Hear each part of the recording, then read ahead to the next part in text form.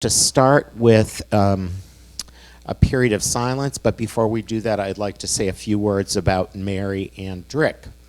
Mary is a minister at Wayland Temple Baptist Church and a founder of Building Respect in Community, a community-based organization.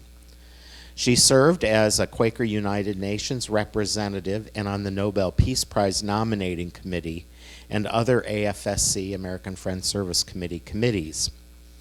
She organized the African American Committee on the United Nations, inviting African Americans to meet with UN officials.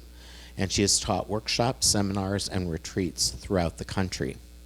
She'll probably tell you about her own encounter with Howard Thurman, so I won't steal any of that thunder. But I would say that Mary has also served on the Pendle Hill board. So we're delighted to have you back and a regular visitor with us.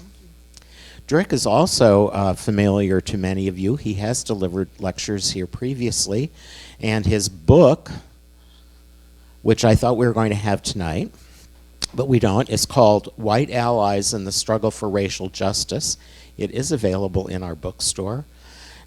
He's a professor emeritus in urban and interdisciplinary studies at Eastern University, and he's taught courses and led workshops on race and ethnic relations, white privilege, and social justice for many years. He is a member of NUCOR, which is the New Conversations on Race and Ethnicity in Philadelphia, and a lifetime activist for many social justice concerns. So let us settle into a period of silent waiting, out of which Mary will be the first to speak.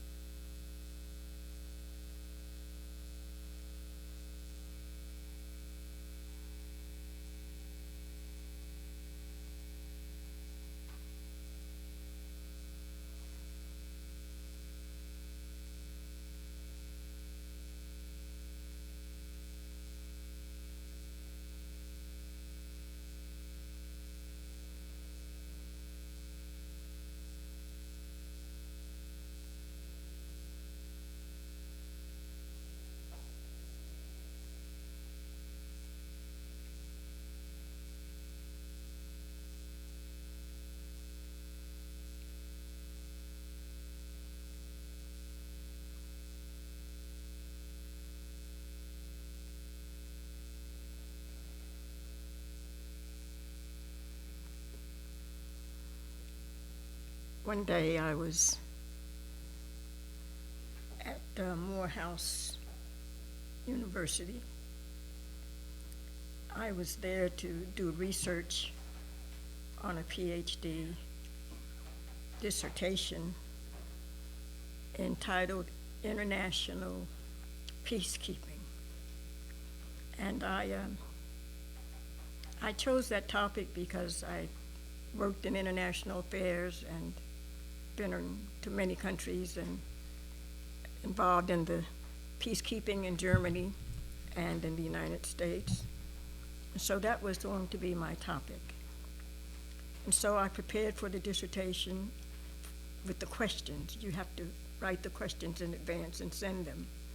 I got to Morehouse, and the gentleman that I was to meet with was late, and so I went to the library at Morehouse. And at the library, right near the door, was a rack of books, new books. And the first thing that I saw, the first title was Head and Heart. And then I saw The Creative Encounter. Then I saw The Growing Edge. And I'm just looking from one to the other, and I'm standing there and I'm just reading, and I couldn't draw myself away. Finally, I realized I better get back over to where I'm supposed to meet this man, and I got over there, and he'd been waiting for a while. And he was a little irritated, but he said, well, I've observed your questions, I've studied your questions, and so let's take a minute to discuss them. And I didn't know what questions he was talking about. So he read the questions to me that I had sent, and Rich and I had worked on for 2 years. And I couldn't understand the questions. I was really embarrassed. And the next morning, I got in my car and drove back from Atlanta to Virginia.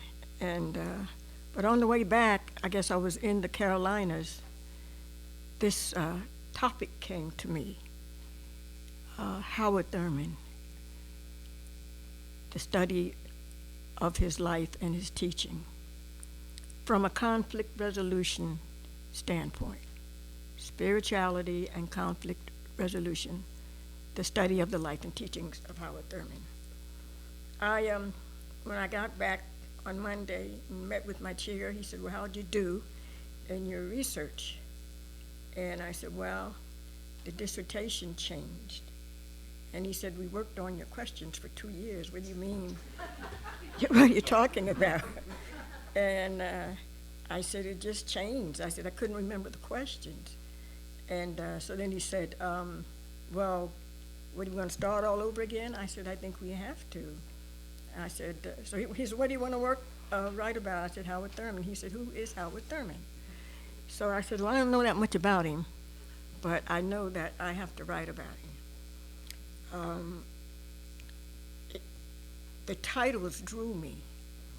And with Thurman, it was the first time in my life, even then, that I encountered someone who I felt actually knew me. Do you know what I'm talking about? Mm-hmm. Actually knew me, because people used to say that my siblings, that I was strange. I didn't make a whole lot of sense. They didn't understand me. I've been told as a kid that that I had a borderline IQ. My parents were told not to expect much of me. I was told in ninth grade, ninth grade, when I decided I wanted to be a doctor, I was told that I could not be a doctor because I was a girl, I was a Negro, I was poor, and I had a low IQ. And I said, well, they said it was borderline, you know. So they advised me to take business courses, they used to call them commercial courses, and learn how to type and get married, which is what I did. But all along I knew that it was not me that they were talking about, that they did not know me. I had a history being a twin born in Georgia, stable family. For a short period of time, came to Philadelphia my father looking for work at the Navy Yard. Everything fell apart. We were right in North Philadelphia, and like many who had come up from the South, we struggled day by day to survive. And in the struggling, there was violence in my home, and there was violence in the neighborhood. And I realized that I didn't want to be there. I didn't understand the violence. I didn't understand what happens to a person when they're trying to make a livelihood and then they lose their way, and the impact it has on the entire family. And so I came out of a place of stability in Savannah for 3 years and came to Philadelphia into chaos. My mother tried, my father tried, and they raised us. They raised 13 of us and did their best to raise us well. We were considered poor. We look back now and realize that we were not as poor as they had us to believe we were, because we had something other than, we considered ourselves as something more than what we had, material. We had a strong family. We had relatives, my grandmother and aunts, who would come up from the South, and they were proud and dignified. We had someone in the family, me, tell me when I was about 8 years old that, little girl, you've got a kind face, you're going to be a nurse. And so that gave me a sense that I was going to be something, despite what society said about me. Growing through life, I realized at an early age that you had to struggle to survive, that I had to struggle to survive. I had to struggle to survive in my home because my father was abusive, and I had to struggle to survive in school because of the way I had been labeled. And I had to struggle to survive with my siblings, who thought that I was weird because I was always looking up at the sky and didn't want to play outside with them. The reason I didn't want to play outside with them was because they were always fighting, you know, and messing with each other and picking with each other. And I wasn't good at sports, so nobody wanted me on their team. And so I had all of these struggles. But I had a challenge. I got married, and my husband went to Massachusetts, and I moved to Boston. He was in Fort Devens, so I was a long way. And I got to Boston with $40 in my pocket. I went by bus, and I was able to put my luggage in the bus, you know, the bus terminal. They had these little boxes to put your luggage. And I got a newspaper, and I went to, and I saw an apartment, which was about 10, 15 blocks away. So I walked, I called, I walked, I met with this man about this room. It was not an apartment. And it was only $10 a week, so I was able to get it. I went back, and I got my luggage and went back to the room and tried to clean it up. It was a mess. And looked at the nursepaper, looking for work. I was able to find see a position as a nurse's aide. I had worked as a nurse's aide in Philadelphia at Children's Hospital and at Jefferson Hospital. So I went for the interview, and I realized that, okay, you've got $30 left now, so you're gonna have to make the best of it. The corner store, and this is very pivotal to me, at the corner store, they sold muffins and tea for 25 cents together. So I realized I could have muffins and tea, and then I walked to the place, found a place where it was to work. It was quite a walk, and I was interviewed, and they hired me right then. They told me I had to have nurse's shoes. Well, I told them I can't have nurse's shoes and pay next week's rent and eat, you know, so they let me go with sneakers, actually, and I was able to get that job, come back to my little room, lock myself in. The next morning, I started to work. I always walked. But one day, I walked in another different direction, and I passed this little university, and it was called Harvard. Now, when I say this to Richard Rubenstein, who is an Oxford and Harvard grad, he laughs. I didn't know what it was, but I knew it's a school they have to have a library. So I was able to finally talk myself into the downstairs library. You know, everything was very rigid, and I would sit at night and read. I went through this for about 4 months before being able to reconcile with my husband. It was the first time that I ever realized that I had the internal strength to make it on my own. Very important. Another time, and this is all coming to my friend, Dr. Thurman, I went into the military myself for, 3 years. I lasted 9 months. And I realized that the military throws away tons of food every day. And I was in San Antonio, Texas. It was during the Vietnam War. And so I decided when I could get off base that I would go into San Antonio and see if I could meet someone at the church. We had done it in New York, and start a free breakfast program with military food. Met this priest, and he said, "You sure you can do that?" And I said, "Sure, I can do it." I came back to the base, and next morning went to school. Came back from school. My sergeant was terrified that I had gotten her in trouble, and I had to see the captain. And so she said, "Change your uniform, go see the captain." I went to see the captain, and she wouldn't recognize me. She made me stand. And after a while, I asked, "Did you call for me?" And she said, "Who told you to speak?" So I said, "Well, you called for me," and I started to turn around and go back. And she said, "Don't move." And she said, "What makes you think that you have the right to give military food to lazy parents who are too lazy to work?"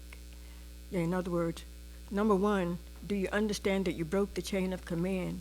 Two, what makes you think that you have the right to offer food to hungry people, food that's not yours, that belongs to the government? So I asked her, how did she know that the parents were lazy? I got into trouble, but that taught me something else, and that was I had my own point of view, and I had the strength to stand up for myself. And the third time, and then I'll go on a little more into this. I was in the military, and first day of basic training. Anybody ever here been in the military? No? Good. It's an indoctrination from the first minute you get off the bus, before you get on the bus.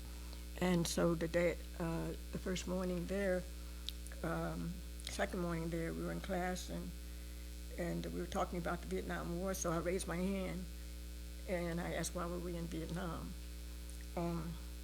So they tried to answer me regarding the domino theory, and I just said, well, that doesn't really make sense, because I think us Americans, if someone were to try to come here from across the sea, I said, as long as we were fed, we had jobs, we were treated right, fairly, we would beat them back to wherever they came from. So I got into trouble about that too, because I was told that I was challenging the war. What I learned growing up in what many consider to be a hard life, was that we are all challenged. We're all challenged, whether rich or poor. It's what we decide to make out of our lives that counts. And what we decide to make out of our lives is determined in part about what's put into us by our family, our parents, our teachers. But then there's that other part of us that's internal to the self. It's internal. It's your own unique self. It's you. It's who you are, that was bred in you when you were conceived and when you were born, and that is yours. And no one can take it away from you. So as a result, and this is Thurmanish, as a result, your responsibility is to grow into the uniqueness of who you are.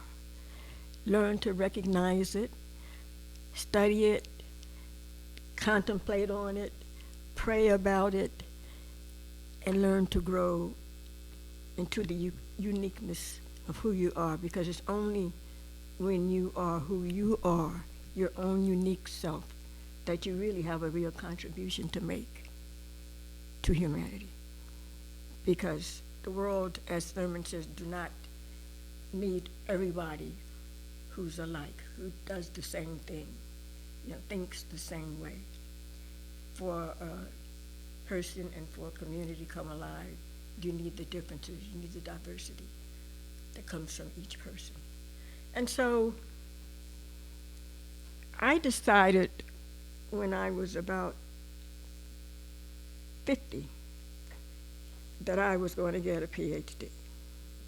Anybody know who Elise Bowling is?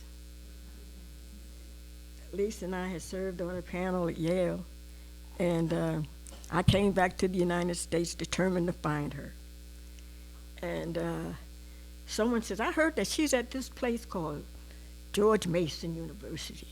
They got a new program she's helping to develop. And I went up there and I met her. It was so good to see her, and she talked me into coming into the program. I felt that I was too old to start working on a PhD. If I'd known it was going to take 13 years, I would have known that I was too old. But it was another challenge, and it was a costly challenge because it cost me my marriage. I'd been married 37 years. It cost me, well, I won't go into all of it, but it was costly. Life is costly. Being yourself is costly. That's what we're trying to teach the kids. Living that breath that God has for you and you alone is costly. So I studied for a PhD, and my family thought, okay, although she's quite old, now that she has a PhD, we know she's gonna get a job, right? we gonna be rich. But instead of that, I started building respect and community, because I came back to Philadelphia to a really broken community. I was devastated, surprised and devastated. And so Thurman, I first met Thurman here at Pendle Hill, not in body form, but in spiritual form. The rack of books was still there in 1970, 74 or so. I volunteered with the American Friends Service Committee in Dayton, and joined the Women's International League for Peace and Freedom. And we came to Pendle Hill, I don't know if it was 74, I don't remember exactly when, but to prepare for a demonstration in Washington. And so as a result, we were over at Winton House. And one day I walked over here, and I walked through here, and I saw all of these books. And the one that struck me was Mysticism and Love. Anyone have not read Mysticism and Love? They're still right there. You can go purchase them when you leave or something. Mysticism and Love by Howard Thurman. And it talked about the mystery of love and how that mystery of love turns us to community. It's a beautiful little book. And so I read it over and over again, and I would be flying on a plane or I'd be on a bus, and I'm over and over again. And I lost Howard Thurman until that day I went to Morehouse. And it was like he'd been waiting for me, and I'd been searching for him. The search for common ground is a search that's inherent within all of us. Thurman teaches that the search for common ground is essential for community. The search for common ground is the search for community. It's inherent in all of us. It's critical to our survival. It's critical to our survival. We are born as individuals, kind of, sort of, but we're born in community. individuals, as I said, our own unique self, but we are born in community. We have our parents, we have our family, we have our neighborhoods, etc., etc. Thurman was born in community, but he was born in a community that did not allow him to grow into his own potential, to realize his own potential, the givenness of who he was as Howard Thurman. And so, because he was very bright, very intelligent, and everyone knew it, he began to search himself even as a youngster. He tells the story about how he used to pick up trash, and in picking up trash, he one day picked up a magazine. I think the title of it was the Herald magazine, and it was a picture of a watch. And on the watch was a picture of Rodin. You know who that is? The sculptor. And it was a sculpture of the thinker. And this began to feed this young boy's imagination. So he said he used to run around and practice the pose of the thinker. And he would lean against the trees and he would practice, and everywhere he went, he practiced the pose of the thinker. So much so that one day his mother sent his sister for him, and he told his sister that he couldn't come because he was thinking. Well, he got a little reminder, from his mother, and he said he never did that again. But it was planted in his mind that he was a thinker. And so when he was in 7th grade and couldn't get to the 9th grade, it seemed that this thinker was about to be lost, to the segregation of Daytona and the South. But the principal from the school that he graduated from came and asked his grandmother if he could prepare Thurman to take the 8th grade test so he could get to 9th grade. And Thurman, being bright, passed that test and was able to get to 9th grade down, I think, St. Augustine, Florida, and a black school. He got there and he was slim, he was sickly, he was frail, he didn't have the right clothes, but he excelled because he studied. He was mindful always of why he was there, and he was always mindful what was going on back home and what he was trying to escape. And so he studied, and it's said that he read every book in the library. He graduated as class valedictorian. During that time, he went to the a meeting of the YMCA up in Kingston, North Carolina. Went up to a meeting, and there he met kids of different races, white kids, black kids, and just different races.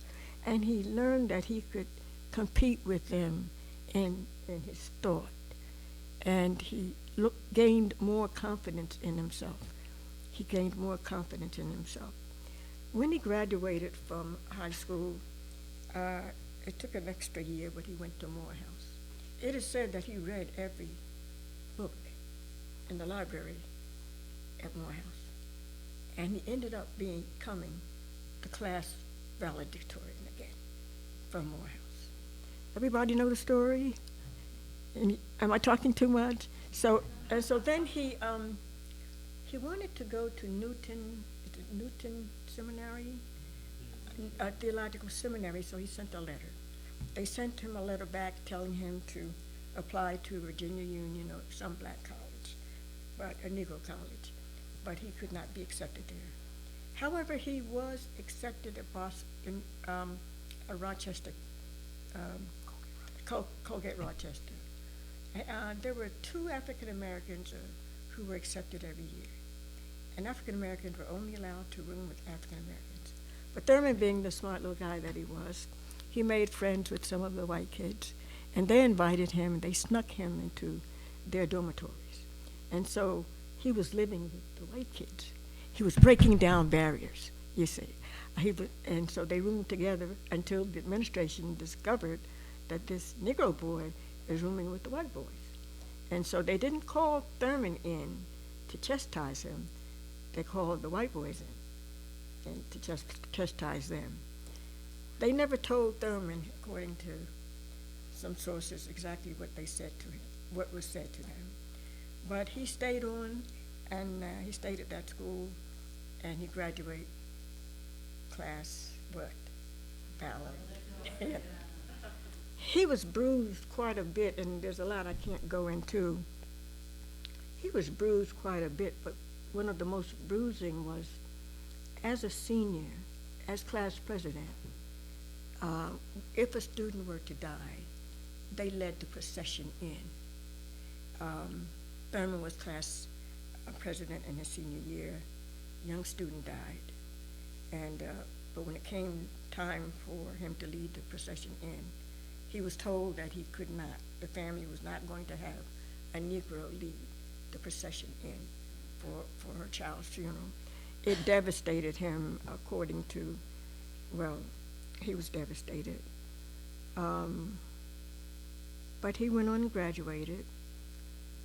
Thurman, I get sometimes kind of emotional when I think of, what he had to go through, because it reminds me of what so many of us have to go through simply because of the color of our skin.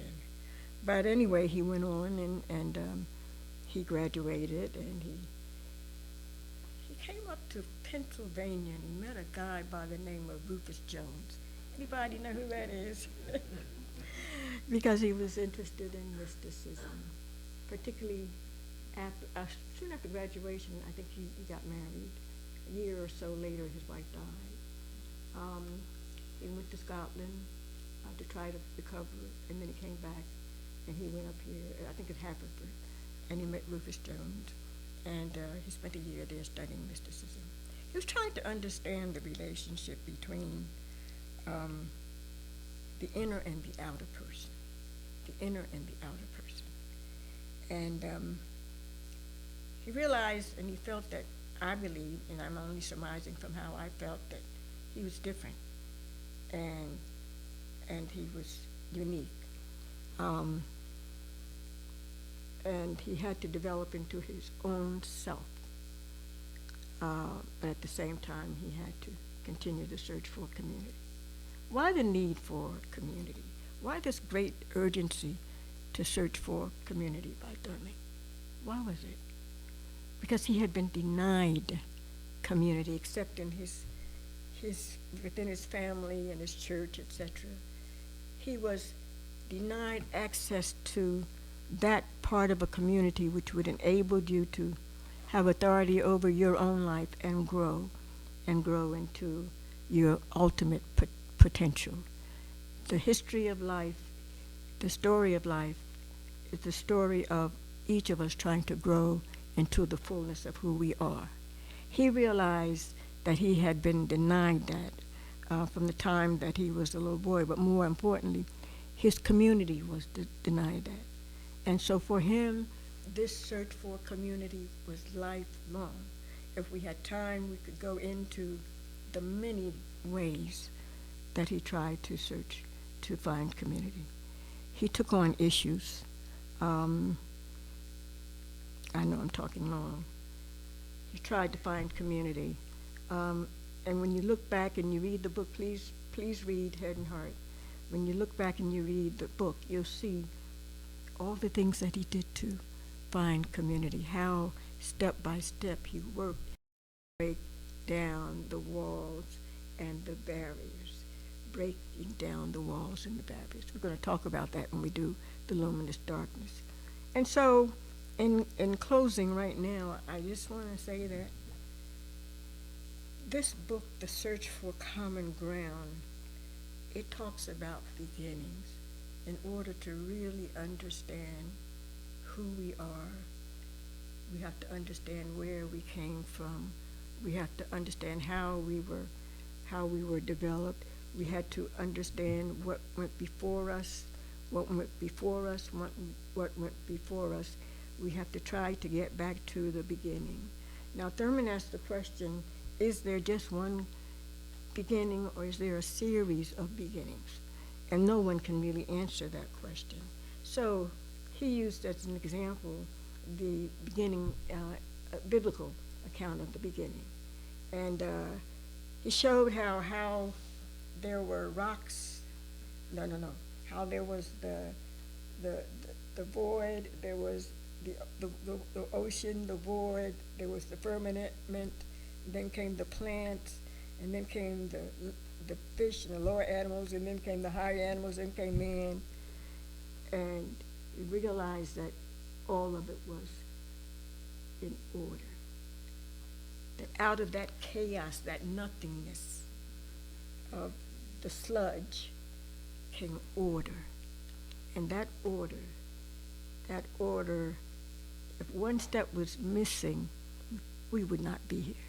If there was no water, if there was no firmament, if there was no light, if there was no plan, if one step was missing, we would not be here, because we would not be able to meet our own natural needs in order to grow into a human being.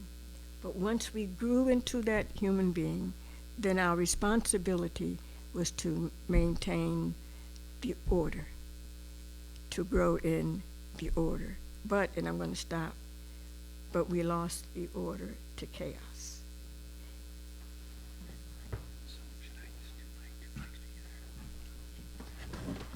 Hello, everyone. Thanks for being here.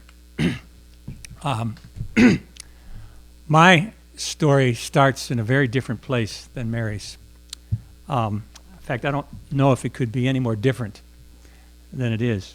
I grew up in an upper middle class suburb of Minneapolis, Minnesota. My father was a businessman and eventually became an executive with 3M Company. And my mother was a stay-at-home mom who taught swimming lessons in the summer in our in-ground pool at our home and involved in all sorts of community activities. I am the oldest of 8 children. There's 15 years between me and my youngest brother, 5 boys and 3 girls.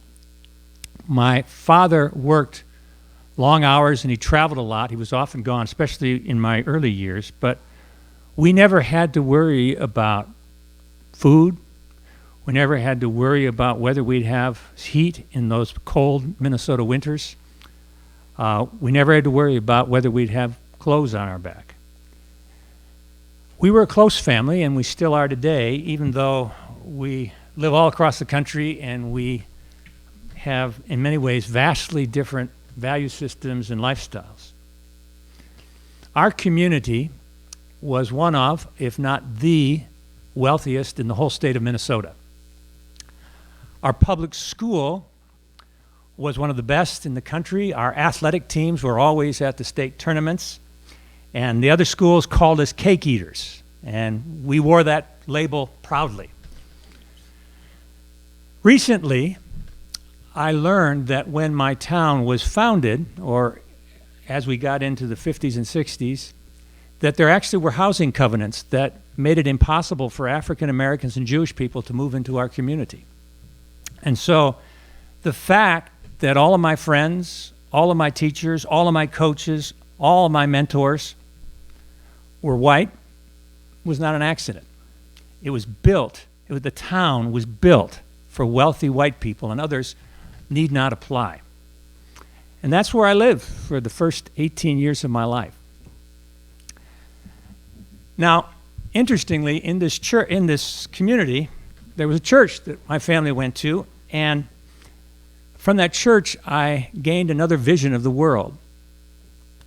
The pastor of this large, prestigious church regularly talked from the pulpit about the ravages of capitalism and the ethics, or the lack of ethics, often in the business world.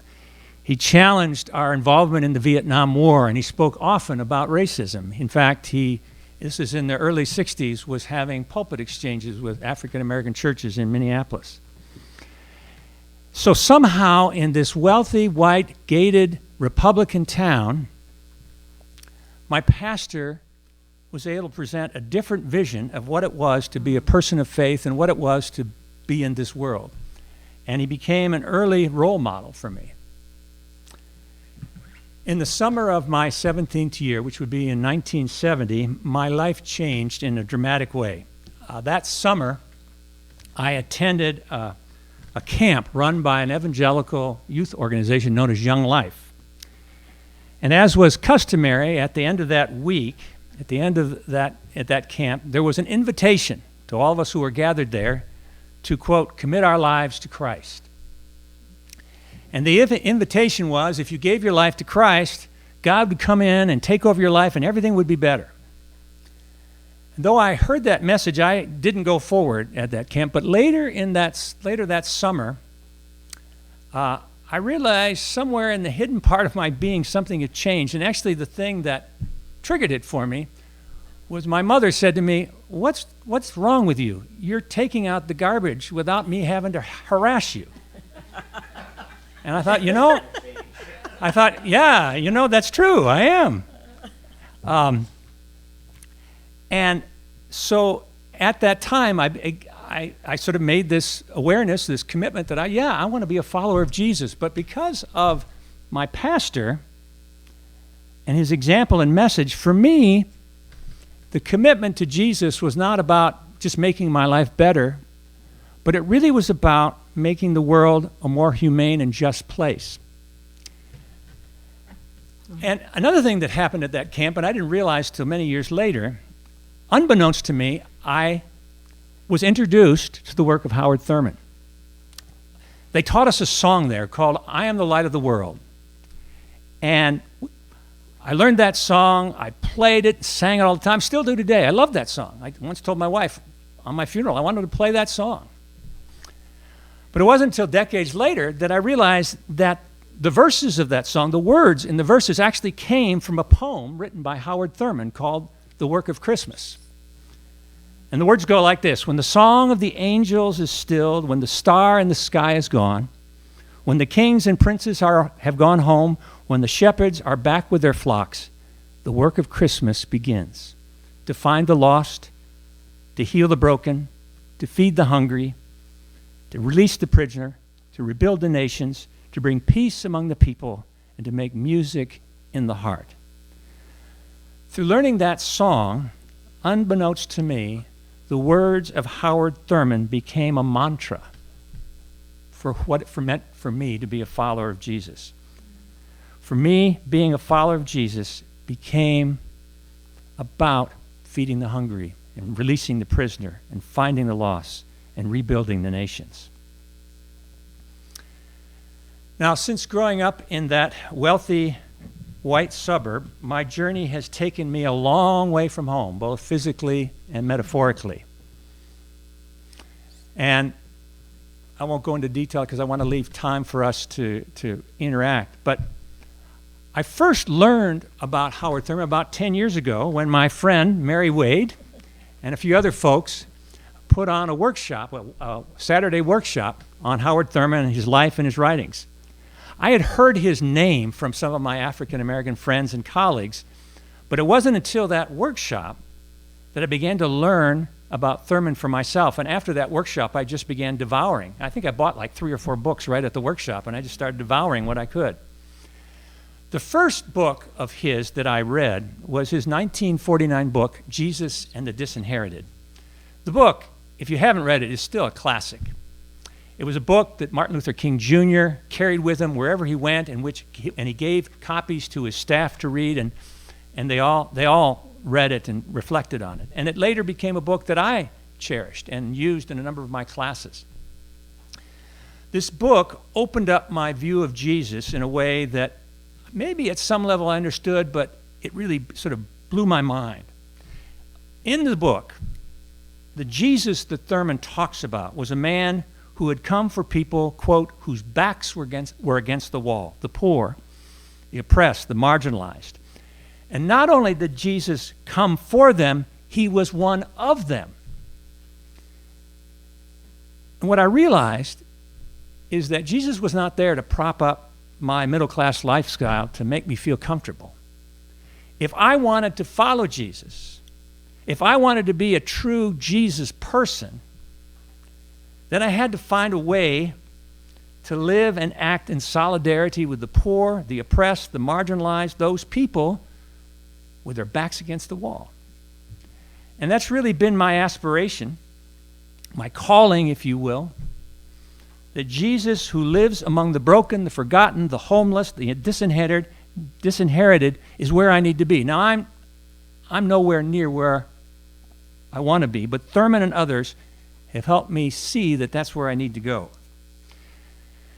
Now, throughout all his writings, Thurman sought to bring people of different backgrounds, different classes, different ideologies, different races together, which brings us to the search for common ground. I will say that of all the books of his that I have read, this is the one that has bended my mind more than any else. It's been really hard for me to wrap my head around it because he talks in such depth and such breadth, drawing from so many different disciplines. But throughout the book, at least as I understand it, there's one clear point, and is that as human beings, in the depth of our soul, there is a desire that comes out of us for relationship, for connection with all living things and across all human differences.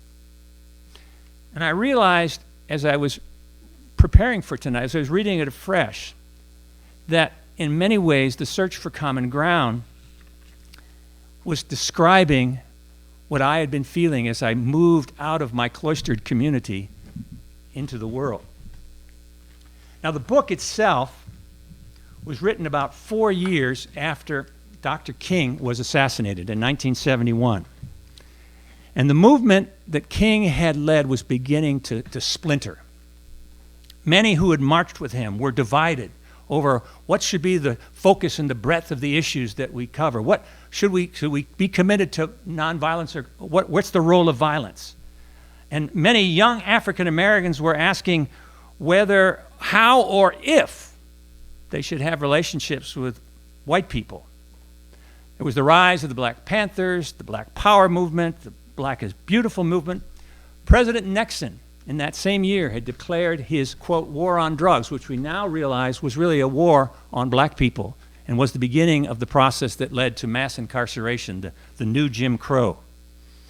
All these forces were at work as Thurman was writing this book, and he was looking out on his society, particularly the African American contingent of that society, and said, at this moment, there's a vast urgency for separateness, for isolating the black experience from the American experience and establishing on that basis a grand windbreak behind which the black community can define and articulate its unique identity as a self-conscious participant in American and indeed world society. What Thurman saw was that separation was a choice that black folks were making as a means of survival. They were separating themselves as opposed to being forced to segregate. As he wrote, young black people were engaging in rejection of the white community rather than being rejected by the white community. And Thurman recognized and respected this Black Power and Black is Beautiful movement because he saw them as helping the black community establish some autonomy in a racist society. But he also shared some of his concern with some of the elder African Americans of his time who were troubled and confused by their children's apparent rejection of Dr. King and everything he'd lived and died for. Even so,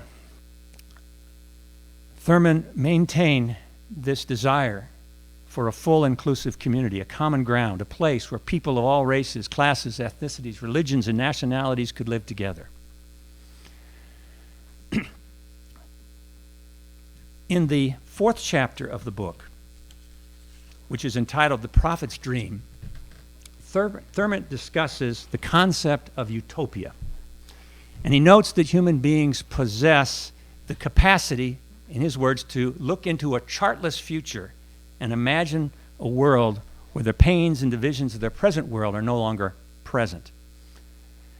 And Thurman's image of utopia was really contained in sort of the nation of the United States where the divisions of race and class could be overcome.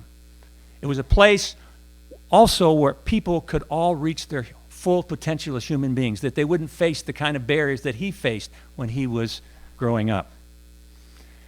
And his words in this book remind me of Dr. King's utopian dream, the vision that he put forth in the famous I Have a Dream speech, and the vision that he often referred to as the beloved community. I did a little research on that term, beloved community, and I found out that it didn't originate with Dr. King. It actually originated with a philosopher by the name of Josiah Royce in the early 1900s.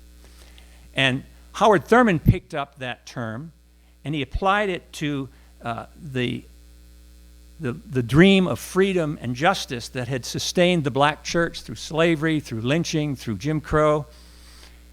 And we can't know for sure, but it's very likely that it was Howard Thurman who introduced the term to Martin Luther King Jr. Both King and Thurman saw the beloved community as an antidote and an alternative to the segregation of the society in which they lived, in which all people lived, and the degradation that came with that. But for Thurman, the beloved community was not just desegregating. It wasn't enough for him just to have black kids and white kids sitting in the same classroom.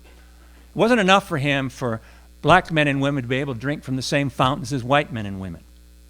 No, for him, the beloved community was much deeper. The beloved community was characterized by a depth and quality of relationships that overcame divisions. And he had an opportunity to really experiment with that idea of the beloved community when he pastored the first intentionally multiracial church in the United States, the Church for the Fellowship of All Peoples in San Francisco, which you can still visit today.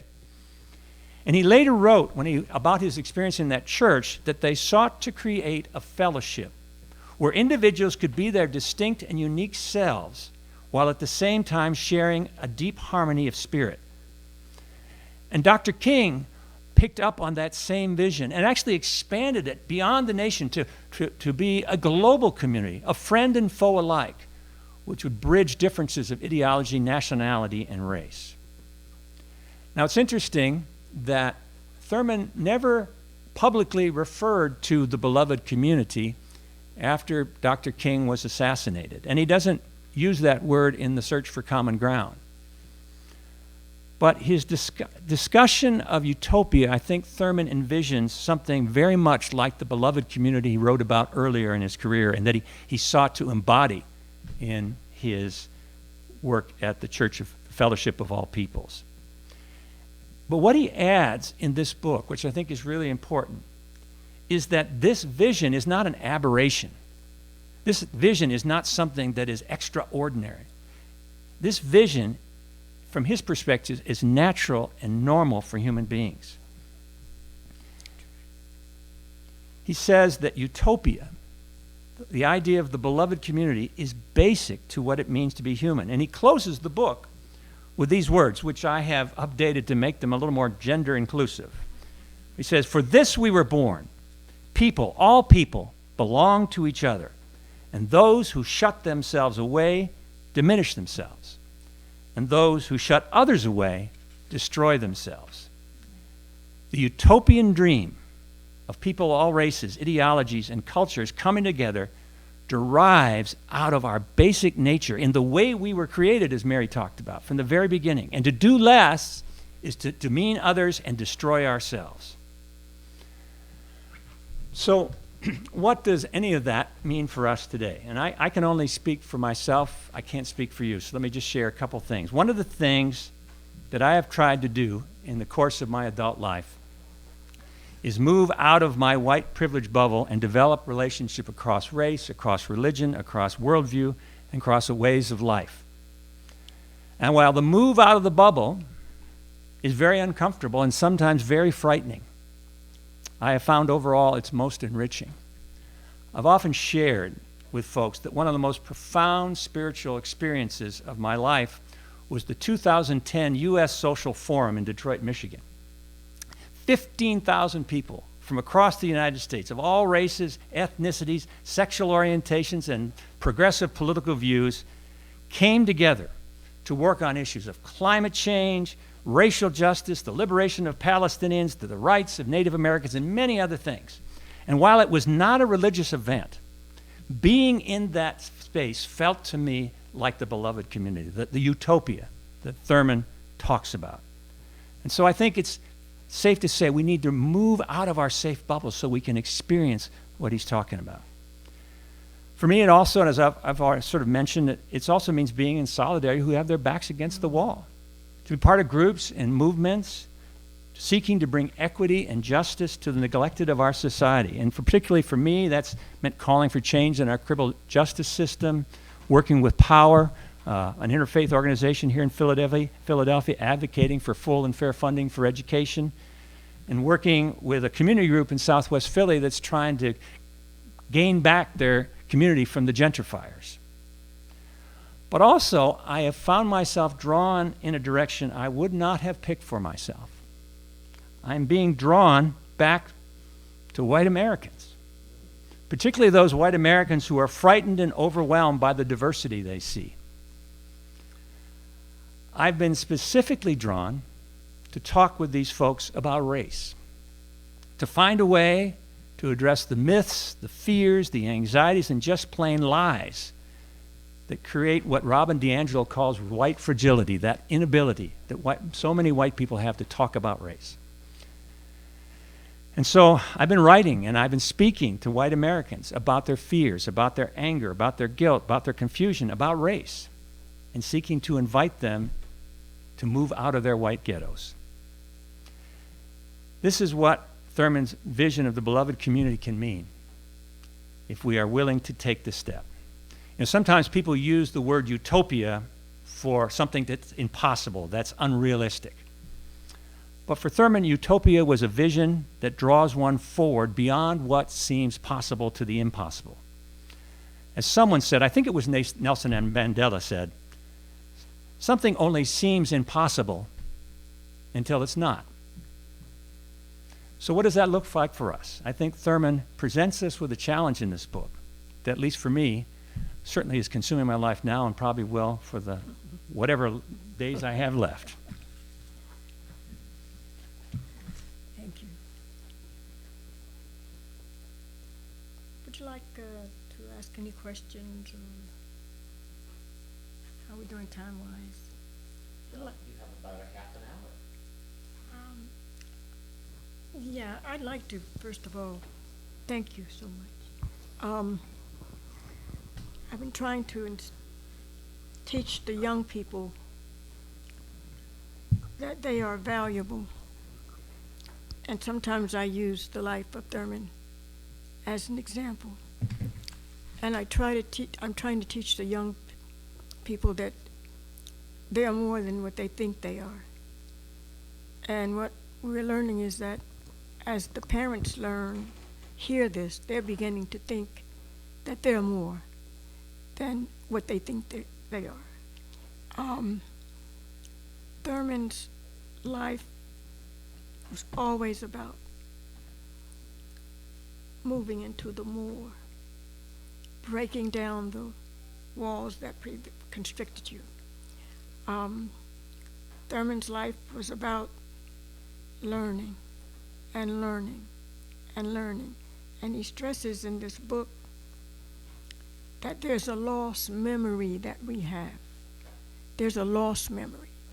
And that lost memory is the memory of harmony, of order. And that, in part, everything that we do is to try to get back to that harmony and to that order. And he says invariably he believes that we will get there, but he says that there are always beginnings because chaos always manages to raise its ugly head. But the urgency in us, in his book, Deepest is the Hunger, the urgency in us is to continuously get back to that order, realizing, as Drick said, that we can only get there through community. But there's that urgency to get back to order, the urgency to get back to harmony and to internal wholeness. We can only have wholeness within the community if we have wholeness within ourselves. We can only appreciate the uniqueness of others if we appreciate the uniqueness of our own selves. But he says that there's this great urgency that we have. He calls it a hunger. History, right? A sense of history, a sense of self, a sense of presence. That these are the great needs in every human being and in all of us.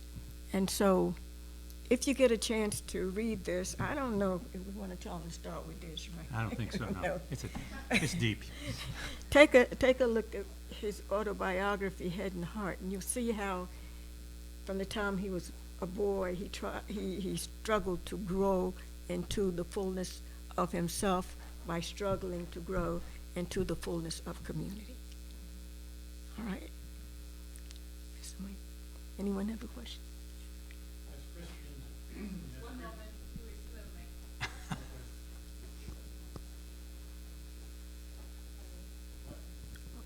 Can you hear? I don't know which one of you want to answer this question, but as Christians, we seem to worship in churches that are monocultural. What suggestions do you have for breaking down those Sunday morning segregated times? Well, I believe in going to different churches. Sometimes at my church, they get a little upset with me because of the way I talk. And they had this white guy coming in here for a meeting, you know, and it gets around by the time I get there for Wednesday night Bible study. Mary brought a white guy into the church, you know. I believe in interfaith worship, not just Christians. I'm a true believer in the interfaith movement, but I think you have a responsibility to one Sunday morning say, well, I'm gonna go on down there in North Philadelphia at that little church that Mary Wade goes to, and come on in and sit down, and I'm going to invite you to stand up and say something, you know, and say, come again. But it's my responsibility, we've been talking about this, we've mentioned this also, to start going to some of those churches that are not like us, not just in terms of color, but in terms of ideology, philosophy, you know, the teachings. That's how we break down the walls, is by ourselves, like Thurman, engaging with the other. Yeah, I would just add that I think the reality is that our churches are to diversify a church, that established church, requires a dramatic change in culture. I remember our church several years ago, it was just sort of mentioned in passing. We worship in a building that has 4 or 5 congregations, Jewish, and one is an African American Pentecostal. And for a while in the summer, we would have services all together, and one of the leaders of the different church would lead the service. And after one particular evening, one particular service where it was everybody together, we started talking about, well, maybe we ought to try to be more multiracial. And Mennonites didn't want to give up their 4-part harmony. That was just too far to go, you know. And so I think actually, I think the most I don't know if successful is the right word, but churches that seem to be working at that the most effectively are new churches. But like Mary, I think short of that, there are many opportunities to go across, bring churches together, interfaith. I mean, one of the reasons that our church is involved with Power is that it is a very interfaith, interracial organization. And so while our Sunday morning looks pretty monochrome, when we go to and are participating in Power events, it's much more diverse. But I think, you know, and as Mary shares from her church, it's not just white churches, it's black churches. Well, I used to teach a course on race and ethnic relations, and sooner or later we get around to this question that you raise. And, you know, my students of color were just as resistant as my white students to changing this because of what their church meant to them. So I think I think we have to just sort of break out. And yeah, I skip church, my church every once in a while and go kind of like to Mary's church and other places to get a little more diversity. But I think it's a struggle. Yeah, I do believe that it's, the difficulty has to do with the culture and identity. And it's like the way I sing Amazing Grace I learned as a kid, you know. And so you come in with another form of Amazing Grace, it doesn't feed my spirit.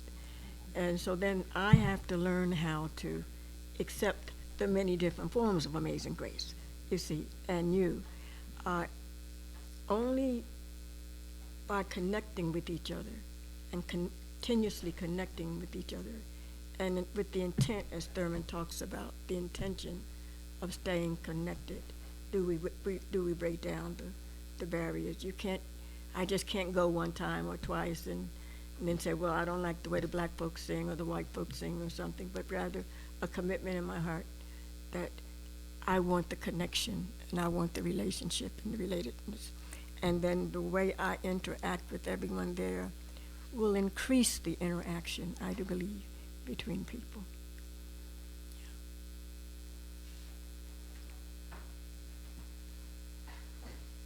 You are raising your hand or pointing at somebody else. I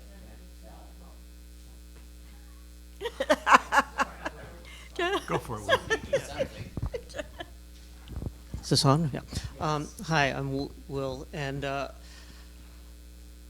I think one of the tensions in this is what we mean by common ground. Mm-hmm.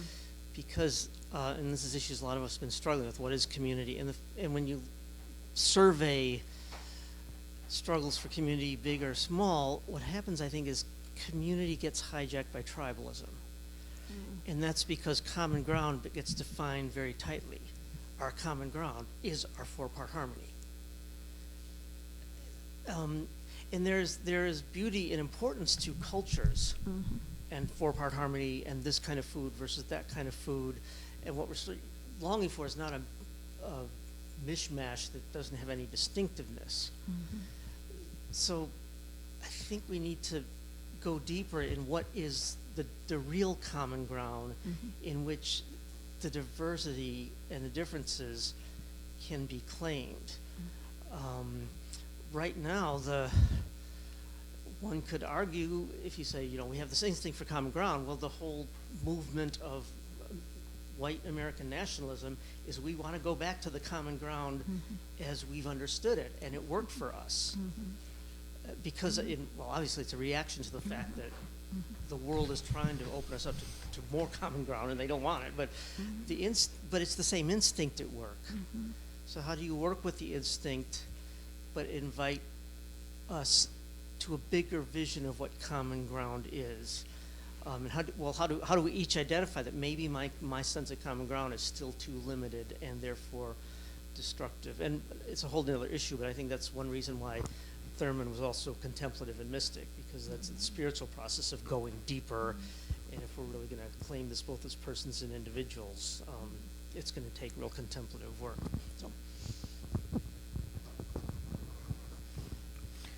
Yeah, I just amen to that. I mean, I think the event that you held a couple of Saturdays ago was a good example of that, of bringing people from different races and traditions together and so focusing it on a contemplative level. I think, when Thurman says that it's not enough that we're sitting in the same room together, we got to go deeper. I think is really important. Earlier in my career, I pastored in two. Well, one was black and white, so interracial, and one was multiracial. We had something like 14 different ethnicities and 7 different languages. And what I often would tell people is, this is hard work, because there's so many things that trigger people. You want to sit in a seat, and someone says, "No, I'm saving that for someone," and all of a sudden it becomes "Oh, you don't like me because I'm black or brown or whatever." I was young, and I don't think I really grasped the profundity of what we were trying to do, but we really needed to go much deeper, and I think you're absolutely right. Yeah. Thurman says that when I go down deep inside myself, I come up in every other person.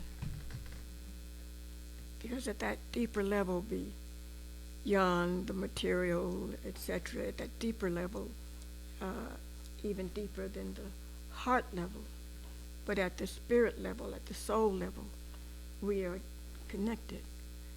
But it takes time, as Dick says, to go down deep inside of ourselves. And it's a painful journey. It can be a painful journey. But then the rewards, in terms of our own growth and our own development and our own ability to push the boundaries and to grow and develop, is so rewarding. So somehow, at an early age, if we could just we can show the young person the importance of just beginning to think of yourself as more than what you see, and begin asking yourself the question, as he says in the book, how am I here? Why am I here? What is my purpose? Who am I? And you keep asking yourself. I said, the kids that I'm working with, I'll just walk in the room sometimes and I say, so who are you today? And sometimes they just play, but sometimes one or the other would say, well, I'm this or that and the other, and you can see the growth, and it doesn't take forever once they begin questioning themselves. But it's the same with us. We must continuously question ourselves to go there. I might be 80 years old, but I want to go deeper, you see, into myself to find out more, so that when I leave here, I'll have more to leave, you know. You know what I'm saying? And so he says, when I go down deep inside myself, in myself, I come up in every person. I think finding common ground is just that realization within yourself that as I search deeper inside myself, others, I meet others where they are, and we can rise together. And it doesn't mean we all have to be in the same church or the same building or the same, but accepting that humanity of the other person or the other, at whatever level they are, because you're digging deep within yourself. Does that make sense? Yeah. So yeah. Hold the microphone right up next to your chin.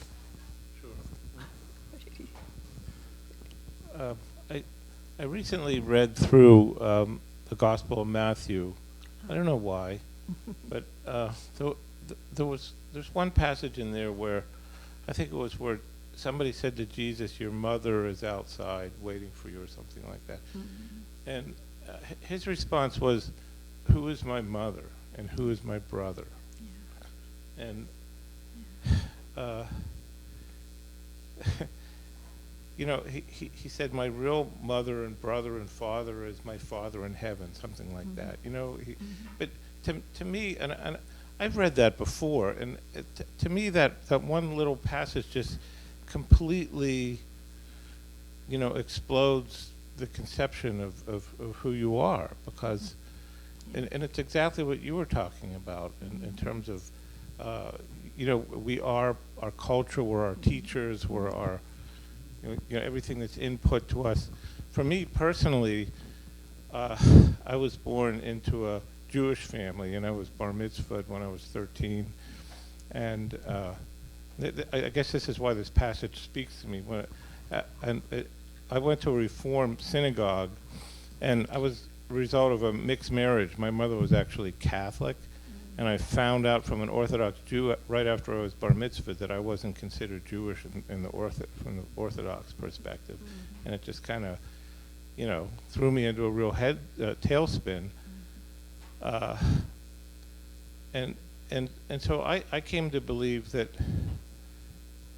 now I'm a Quaker, and I like Quakerism because I think it's expansive. I think it's universal, and it really does challenge that. Like, who are you?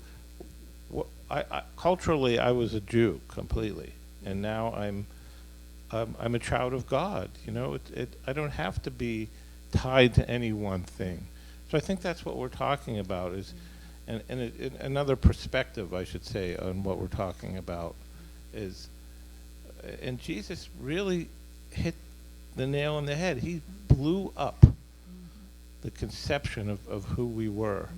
And he did it because he was so spiritually grounded. And I think that's exactly what we're talking about. So it's not really a question, it's just maybe a little sharing. Yeah, great. Thank you. Well,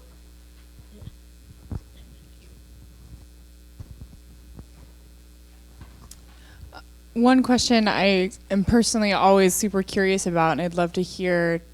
I'm not very familiar with Thurman, so I don't actually know what he says about this, and would love to hear what you say about collective action, individual action. You know, we talk about community, and they can be these incredibly individualistic, go visit this place yourself, go do this thing yourself. And particularly I find in Quaker spaces, but across, I think, so much of our U.S. culture, there is this obsession and fixation with the individual act and a real aversion, or I'm not sure quite what it is, that keeps us from powerful collective action together. And I know there are exceptions, of course. But I was wondering, in this sort of mystical connection of the individual connection with God and the going deep and the beloved community that is about celebrating the intensely unique and individual gifts together in community, what did Thurman speak about collective action versus individual action, and or how do you two think about it? I think my understanding of Thurman is that both are necessary. In the individual actions, the decision to act, the method of action, how you're going to act, comes from inside of you. And individually you can develop it, but only to a certain extent. Because to realize the fullness of it, you have to connect and be in communion with others. And it starts as an individual experience, but it moves to a collective experience. For example, I'm a poet, right? And I'm always writing, every day, all day I'm writing. And I write by myself in my home.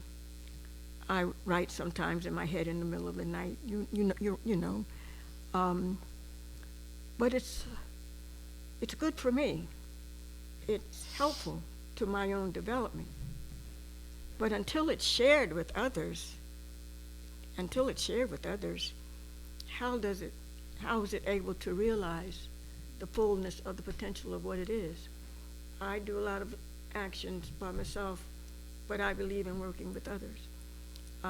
In the book, Alton Pollock's book about Thurman, mysticism and social concerns. And I got a hold of these, and they were just really profound because, as Mary said, they're I grew up in the 60s and 70s, and, everybody was marching against the war and, all this stuff. And then they got burned out and they went and got corporate jobs and forgot about all the social justice stuff. People who had a great influence on me when I was kind of shaping are now presidents of oil companies and bankers and financiers and stuff. And my reflection on that was that we were not really grounded in anything very deep. We were just sort of responding to whatever was the thing of the moment. And I think what Thurman talks about in those lectures on mysticism and social change is just what Mary said, that there has to be something at a deeper level that holds people together, because if you're really working for change, you're in it for the long haul. It's hard. There's a lot of time when you feel like you're getting nowhere, and sometimes it's not until some sort of kairos moment when things just seem to happen that the door opens. But if you're not ready for when the door opens, you miss it. And so in order to be sustained for the long haul, you've got to go deep. And you got to go deep not only as an individual, I think you got to go deep together. And I think that's something at least I feel I learned from that period of my life when I thought I was doing all this activism and really I was burning myself out and all my friends were getting burned out as well because we really didn't have any depth. Thank you. I have a question for Quakers. I have a question for Quakers. Is there any statement any more mystical than there is that of God in every person?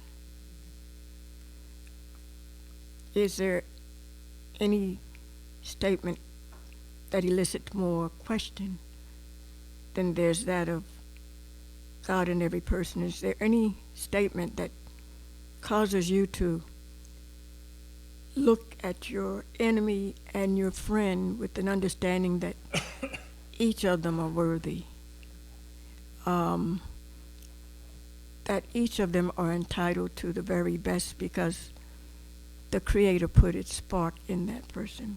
That is a mystical statement that opens generations of thought. I thought about it from the first time I heard it, and I heard it right out here at Pendle Hill.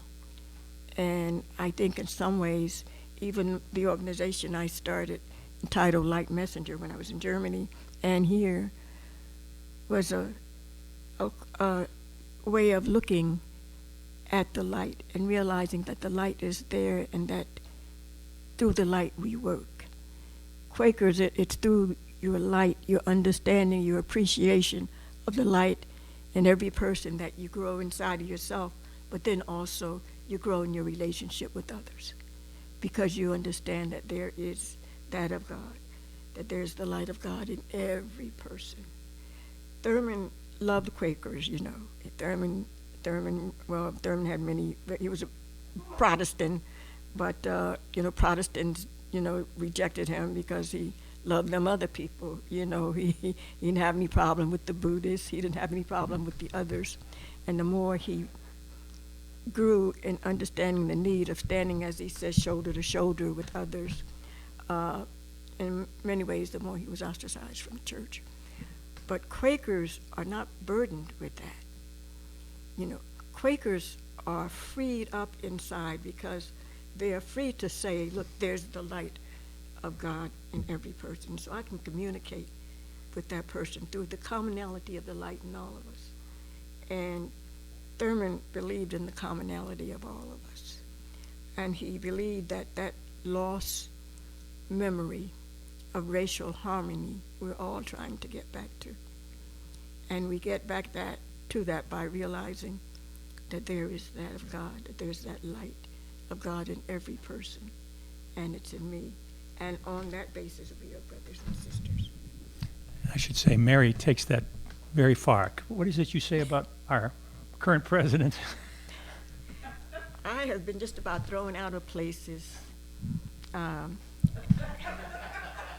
including not thrown out, but challenged by friends at the Chestnut Hill Quaker meeting when I raised the question, can you love Donald Trump? People don't want to hear the question. I've even had friends don't say that in front of me. But if I realize that despite how any person acts or behaves, despite how any person thinks or what they do, there's still that light of God in them. Some say, well, that you're just taking it too far. I've been told that you're taking it too far. But if I can't look at this person who seems to hate himself, which is demonstrated in the way he treats us as well as himself. But if I can't look at him with empathy and sympathy and a longing in here and myself for the best for him, then I'm not who I think I am. And so sometimes I look at him and I'm like, you're really stretching it. But by the end of every day, I'm challenging myself. It's important for my mental and my spiritual well-being not to hate him, but really to want the best for him. Now, some will say, well, what is the best? I said, well, no, I don't know, because I don't think he knows what's the best for him. But the best for him, to me, is what God would have him to be, to grow in the fullness of who he's capable of becoming, if he would unchain himself and let himself go free. Yes. Yeah. Yes. Follow-up question. I have a follow-up question. Okay, Sorry. you got the mic again. Sorry.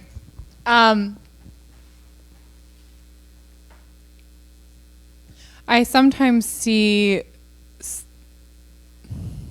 seeing that of God in everyone used to mean be nice and don't challenge injustice within our group, within our patterns with each other. Yeah. Don't call out harms, don't ask people to grow and be better. And so this is kind of this question of like, what do you think of truth-telling love, of loving to a more just and full communion, when the same language that can be so empowering is all, and it's across so many traditions, can be used to don't rock the boat, follow the rules, and the rules are these people have power and these people don't. Yeah, we used to have a lot of arguments up at AFSC, up at the Mecca in the 70s, etc. Thurman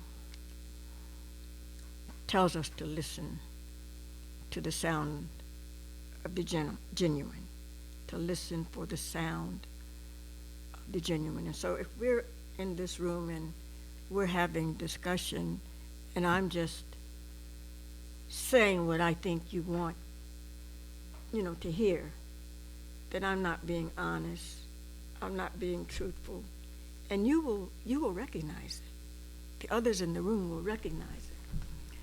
But then when we allow it to become the habit, when we allow that to become the norm, then we are really not being authentic with ourselves as well as each other.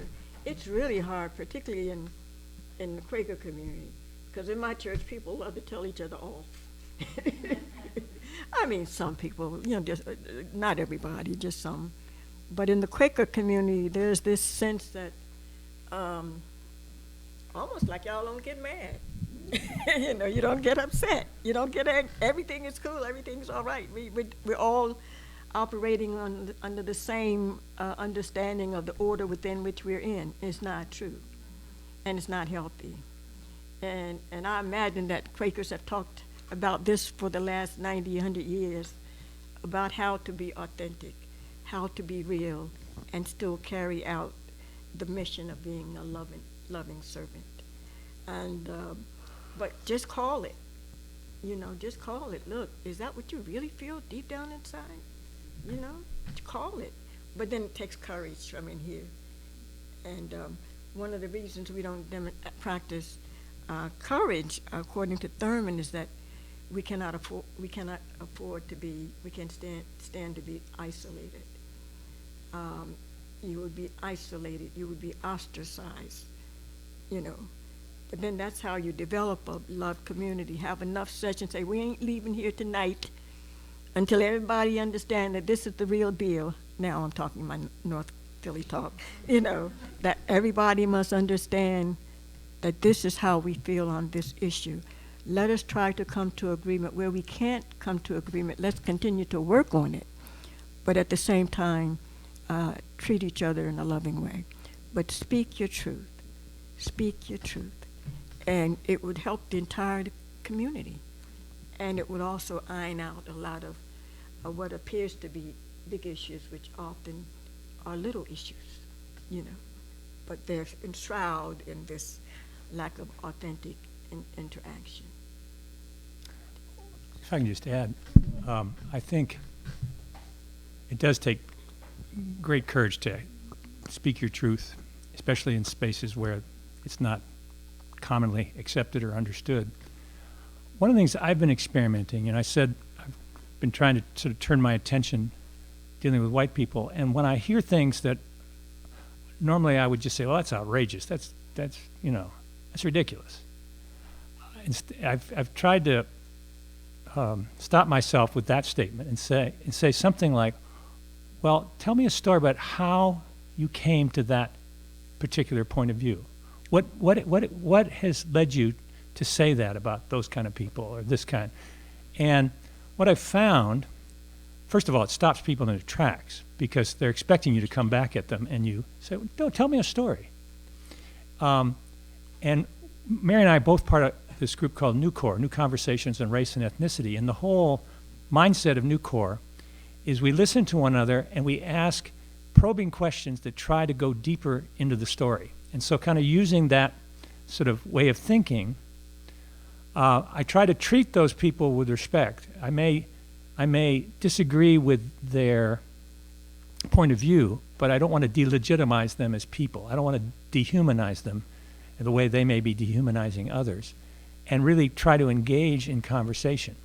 And it's really kind of interesting how people are like, whoa, really? And then they start telling you a story. And often these stories reveal deep wounds, deep wounds. And so then the question becomes, is that wound the cause of those people that you are saying all those things, or are those wounds from somewhere else? I think people, particularly when I'm thinking particularly around issues of race now, there is so much unexpressed pain and trauma in the white community because, our ancestors were afraid the slaves were going to rebel and overtake them, and all the slaves wanted was land. And yet we've lived in fear as white people for so long. And I think it has a lot to do with the way so often people react to the conversations of race, what Robin DiAngelo talks about with white fragility. So I think it's really important to stand your ground in a humane way, and that's what I'm trying to do. I got into this because I had a lot of students say, "Oh, I can't go home and talk to my family about these issues because of Thanksgiving because they're it's so awful." And I thought to myself, okay, we got to come up with a way to help people begin to have these difficult conversations that don't just end up with people going in different directions. Thank you very much. Let's give a hand to our panelists. Thank you so much. I would invite friends to